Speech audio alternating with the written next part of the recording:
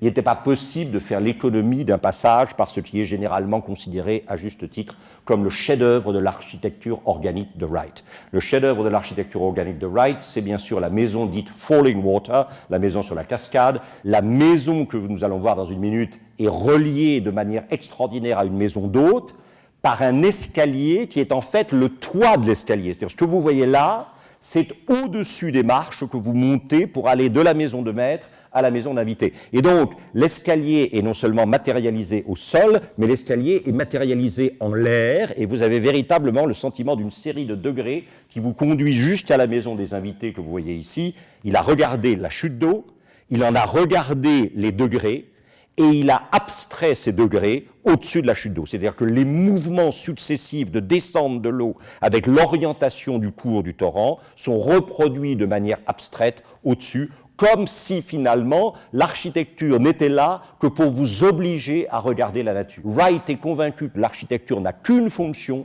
c'est de proclamer que la nature est la demeure de l'homme. Et l'architecture n'a qu'une fonction, c'est de vous apprendre à regarder la nature et de vous apprendre à regarder l'ordre caché du monde qui, évidemment, est sous-jacent à cet apparent désordre visible. Wright a toujours fait semblant de s'intéresser au gratte-ciel. En fait, il n'a jamais aimé ça. Alors, il a évidemment fait des plans pour un gratte-ciel haut d'1 mile, c'est-à-dire de 1600 mètres. Et vous voyez qu'ici, à gauche, on s'est amusé à planter dans la skyline de Chicago le gratte-ciel de Frank Lloyd Wright s'il était construit. Dans la grande lignée des cités-jardins, Wright a pensé à un moment construire une cité-jardin qui serait appelée Broad Acre, et il en a fait une maquette avec ses étudiants, mais ça n'a jamais dépassé le stade de la maquette et des plans que vous voyez ici. La grande hauteur n'est pas son monde.